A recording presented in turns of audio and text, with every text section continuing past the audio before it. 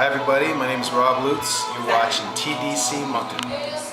Hi everyone, my name's Tom Swift and you're watching TDC Moncton. Hey folks, I've got two interesting individuals, but I'm gonna let them introduce themselves to you. On this beautiful couch, relaxed gentlemen. They're touring together for this particular bit of, for a small bit of time. For how long? We got 5 or 6 shows. Yes. Okay, but I'm gonna point to them and they can introduce themselves. He's Rob Lutes. and he's Tom Swift. Tom Swift. Now both of them play blues, folk, roots. Roots. I'd say probably roots. Yeah. It's more roots than anything else. Hodgepodge of... Yeah, but you were mentioning that you were born in New Brunswick. I wasn't born in New Brunswick. I was born in Ontario. Oh. But my father was from New Brunswick and we moved here when I was 1. And I lived here from 1 to 16. So I'm not officially New Brunswick. I don't actually have my card, but I can sort of pass for New Brunswicker when I need to. Okay. And yourself, Tom? I was born in New Brunswick, in St. Stephen, New Brunswick. That's where I was sweet born. place. And I grew up in Macadam, a little small town about an hour from Fredericton. Okay. And my young adult life spent a lot of time in Fredericton, and I've been in Halifax, Nova Scotia for about almost 7 years now. Okay, so now you're living in Halifax. You're living... I'm moving to Montreal. I've been in Montreal since '92. So you've been there for quite some time. Yeah. Now, I'm going to ask this question because I know I'll forget it. What actually brought both of you together? Rob was mentioning that you got to talking together, and then you said, well, why don't we actually go out on the road and tour a bit? You know, I don't remember the first time that I heard Rob, but it was a long time ago. Okay. You know, it seems like it was quite a number of years ago. I'm going to say it was 10 since I heard you first. About 10. Probably 10 years ago. 2001, 2002, at Harvest or somewhere. Yeah, somewhere along, and I mean, like with what it is that we do, we play a lot of festivals, and you know, I could have heard you before we actually met, you know, and I have no idea when, but I was immediately impressed with Rob's writing and his guitar playing and his voice, and you know, I always kind of looked at him as kind of a brother because of the style of music that he plays too. It's, you know, it's not exactly what it is that I do, but it's certainly somewhat. You know, we're both singer-songwriters, and we both love to play guitar. And when did you guys start? Like anyone, you probably picked up an instrument and you'd probably say, hey, this is cool, and you kept on learning with either courses or with your own volition, trying to... I had a mother who taught piano, so I was put into classical piano when I was about 5 or something, and I really didn't take to it. I didn't practice, and you know, I did okay, but it didn't move me. And then we had ukuleles in school, and I kind of dug that a bit more. And then when I was about 12, I dug my sister's old guitar out of her closet, and she never really played it. But I found it, and it didn't have a nut, and it had no strings or anything, but I basically put it together. An old set of strings I found, and I made a nut, one of those old plastic nuts, and I cut them little. And I started playing it, and I was totally addicted, almost instantly. You know, when I could play like the D chord, I just was totally enamored of the guitar, and it's been basically since then. So 37 years, yeah. And what about you, Tom? My dad was a trained opera singer, and he had a vaudeville act as well on the side. So when I was 3, I was on stage with his group, and I remember Mom and Dad, they bought me a little Roy Rogers and Dale Evans and Trigger guitar with a rope for a strap, but I fell in love with it immediately. And my sister was musical too. She played guitar, so I would sit on the edge of her bed and she'd let me strum the guitar and she'd play chords, and I guess very similar to Rob, I was addicted.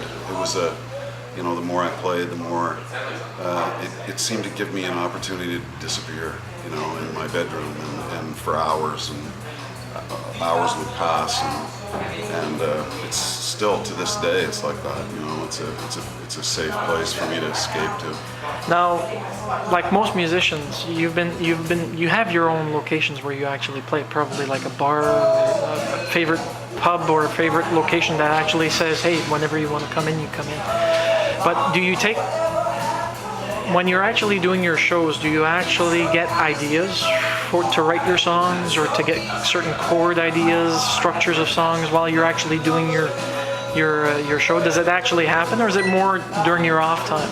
I'd say for me it's more during my off time, but lots of times it happens live too. And I think for me it's, Ray Bonneville said this to me a long time ago, it's like the best way to test out a new song is to play it in front of an audience, because if there's a word or a lyric or a chord that's not working, you're going to know it, because you have a heightened awareness of what it is you're putting out there. At least for me it's that way. So yeah, I'm always changing stuff on stage, and you can fall into a trap of trying to play things too safe sometimes. So I think it's good to try things sometimes. You know, you can find things that you wouldn't necessarily find if you were sticking to, you know what I mean, sticking too close to the tune. Yeah, absolutely. You gotta take chances. I think that's important, and you always take a chance. And I mean, when you play as much as we do, and we're parents as well, so when I don't mean to speak for you, but when we're not on the road, we're raising our children, and so it doesn't leave you too much time to really get a whole lot of work done at home. So you get an idea and you have a new song, you play it in front of people. There's no time to, there's no rehearsal at home. Like Rob says, it's either working or it isn't working. So as far as writing, I do more at home than I do really on the road, but I try to do some on the road. No. But it's pretty demanding to do that when you're doing interviews and you're traveling every day and you're in a different hotel and a different location.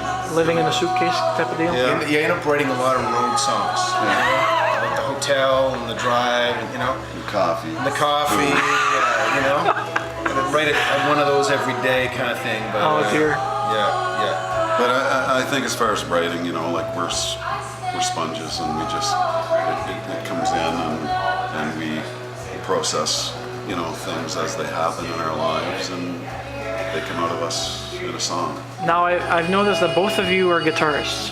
That's a certainty. I think you're all guitarists, unless you play other instruments. I know you play the 4 or 3 different types of guitars, the resonator, and Yeah, it's all guitars. yeah, it's pretty much all guitars. Yeah. And you play a guitar. I play a little banjo. I have a banjo. I have 2 banjos actually, and my mother gave me a banjo that her mother had bought at a garage sale in the 40s. It's actually a 1901 banjo, and so she gave me this to me about 7 or 8 years ago. So I started to really get into banjo at that point. But it's one of those things. It's like Tom said, when you're home, like I've got with kids and everything, I've got to kind of focus on guitar right now. So I'm not picking it up as much. But Okay. yeah, but I got into it pretty heavy for a while there. I play a bunch of banjo. I play bass and drums and See? bass and various instruments. You normally tour with your band, don't you, Tom? No, it's been about 6 years since that band was together. Okay. And for the last 6 years, I've been doing my solo stuff, and either solo or with the band. I have a band called the El Caminos. It's Tom Swift and the El Caminos. So I haven't done any of the Hot Toddy Trio stuff for over 6 years now. I'm sorry, did you say Hot Toddy Trio stuff? Yeah. Wait. Oh yeah, you were with Hot Toddy way back when. Yeah, for years. For years, very, very fortunate to meet up with Joel LeBlanc and Tom Easley, and we were together for almost 13 years. We did 9 albums in that period of time, and we really traveled all over the world. So it kind of set things up for me as a solo artist, to be able to go out and do what it is that I'm doing now. Okay, so that's why your face actually rings bells in the back of my mind, because I remember seeing one of your gigs. You used to play at one particular nightclub, and I'm trying to remember, bar/pub. In Moncton? No, in Fredericton. In Fredericton, yeah, it was the Capitol that we played there. Yeah. I think we played Oduzium down here in Moncton back Yeah. when that was spot open. I'm not even sure if it's still open. No, I don't think so. Hasn't been for a number of years. But And you were a solo artist, if I remember correctly, from your profile. Yeah, well, I mean, yes and no. I actually play a lot in a duo with another guitarist named Rob McDonald, another guy from Montreal, and we just released a record, actually, a duo record. But it's sometimes just scheduling wise and for various reasons I go out solo. So I'd say I'm about 50% solo and 50% in a duo, and then the occasional band gig. I have had a band, but I just don't work as much in band right now. So Okay. yeah. Now, with musicians, questions aside, there is a few questions I always ask musicians because they're like human beings. They all have lives. Like right now, I didn't know that you were both fathers. So you've got your own families that you take care of when you're actually gone from the road. But what do you have as hobbies, if any, apart from your music? Because a lot of people actually use their music as part of their hobby. But I mean, model building, collecting cards. I taught canoeing for years. I love the outdoors, and so I was a national instructor with whitewater and flatwater canoeing. Okay. And but you know, when you have a family, my focus and all my energy goes into my kids, and so really, it's music, it's my job, and raising kids. Those are the two main focuses for me. And what about you, Tom? Rob? Yeah, pretty much the same. You know, I mean, I had hobbies. I used to be a pretty avid golfer at one point, and all kinds of sports. We're gonna golf together. We're gonna golf together. We both love golf. Absolutely. And yeah, and I mean, but no, you know what? Tom's right. It's like hobbies. You know, once everything that I should do is done, I don't have a lot of time for hobbies. And when music is something you should do, I don't know how I'd fit something else into that category, because it feels like, do you know what I mean? It feels it would be a little indulgent if I was to take up, you know, model building or. Your wife would definitely think that. Yeah, That's for sure. yeah. I've got a little cabin in the middle of 100 acres that I built a number of years ago, and I used to go hide there because I was in the outdoors, and I made that a part of my writing experience. You know, Okay, that's so where I would go hide and write some tunes, play guitar. But now that I have children, it doesn't really work like that. You know? No, not anymore. No, and I don't begrudge it at all, because I mean, the best thing ever happened to me. So I've been hearing from a lot of people that are parents. I haven't had the chance. I was married at one point, but it didn't work out. Right. We didn't have kids, thank goodness. Otherwise, Shit it would. happens, man. Yeah, exactly. Now that's pretty much it. But what more could I ask? There's. I'm going to give you quick questions. Don't think about it. 3 questions. First question: what's your favorite dish? Favorite dish is, oh man, I've already thought about it too much. Lebanese, Lebanese shish kebab chicken with rice and some cauliflower and some tabbouleh. And yourself, Tom? Oh, You know, I did think about it, but Well, that's okay, because if you end up having to think about it, you end up I love Indian food. Indian I food love in curry. general. Yeah, any type of curry, I'm a pretty happy camper. There you go. Pets. Favorite pets, if any. favorite pet was my dog Lucy that I had when I was in. Oh my gosh. Was. We're gonna have a breakdown. No, I'm okay, man. Just Okay. hold me. Okay. No, Here. and sadly, this dog was. We used to party across the street from my house at a beach on the Kennebecasis River, and my dog was killed following me running back to a party at about midnight on a Saturday night. man. Run over by a car. Yeah. Oh. But you know what?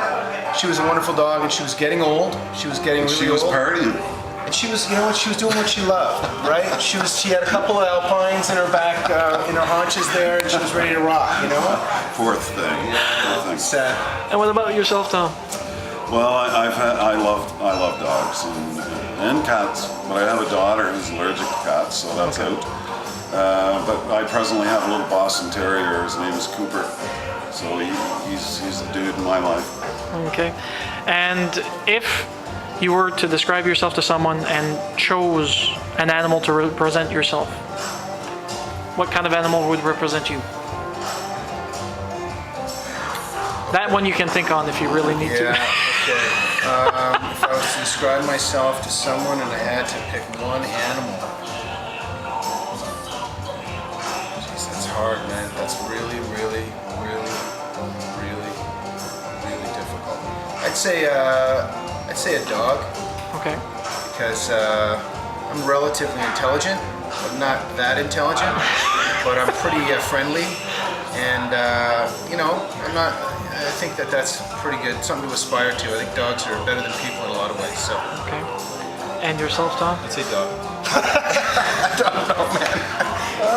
You know what comes to mind is a rat. You know,